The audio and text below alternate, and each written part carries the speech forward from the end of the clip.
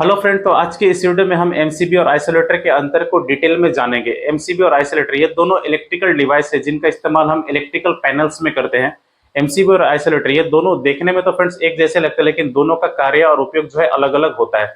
तो चलिए friends, MCB और आइसोलेटर दोनों को डिटेल में हम समझते हैं। ठीक है।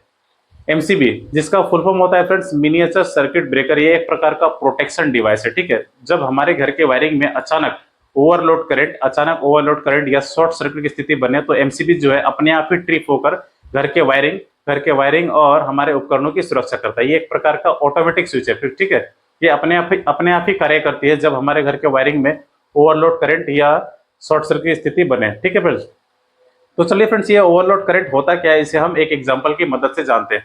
मान लेते हैं फ्रेंड्स कि आपने अपने घर के वायरिंग में 10 एम्पियर की सहन शक्ति वाले जो है वायरिंग की है। ठीक है।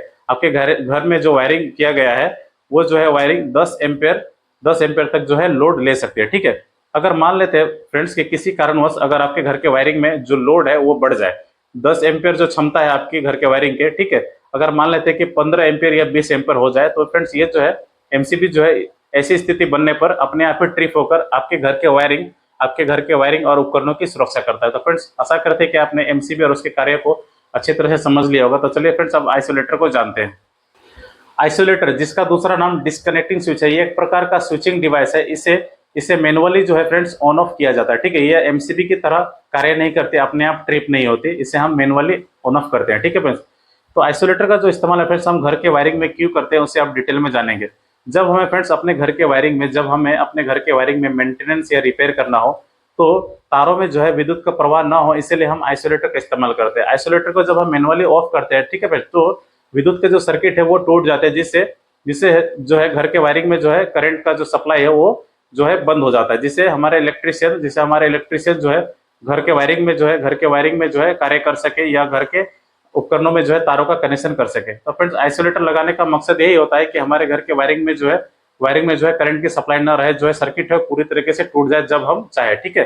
तो इसे मैनुअली ऑन ऑफ किया जाता है। ठीक है। बस ये जो है प्रोटेक्शन डिवाइस नहीं है, इसे जो है हम मैनुअली ऑन ऑफ करते हैं, एक प्रकार का स्विचिंग डिवाइस है। तो फ्रेंड्स, आशा करते हैं कि आपने इस आइसोलेटर को जो है अच्छी तरह से समझ लिया होगा। तो चलिए फ्रेंड्स, आप एक एग्जांपल की मदद से ये जो कार्य किस प्रकार करता है उसे समझते हैं। ठीक है फ्रेंड्स। अगर मान लेते हैं कि हम अपने घर के वायरिंग में ठीक है फ्रेंड्स, अगर जहां से हमारे घर में करंट इन कर रही है, अगर हमने मीटर के पास पैनल में अगर आइसोलेटर का इस्तेमाल किया हुआ है तो फ्रेंड्स हम वहीं से अगर इसे मैनुअली ऑफ कर दे तो हमारे पूरे घर के जो वायरिंग है वो कट हो जाते हैं, जिससे जिससे कोई भी इलेक्ट्रिशियन फ्रेंड्स आसानी से जो है घर के वायरिंग में कार्य कर सकता है। ठीक है। और चाहे उपकरणों में तारों का कनेक्शन कर सकता है। तो फ्रेंड्स, आइसोलेटर का जो इस्तेमाल है वो इसीलिए किया जाता है, हम घर के वायरिंग में पैनलों में जो है आइसोलेटर का इस्तेमाल इसलिए करते हैं ताकि पूरी घर के वायरिंग की जो है सर्किट जो है कट हो जाए।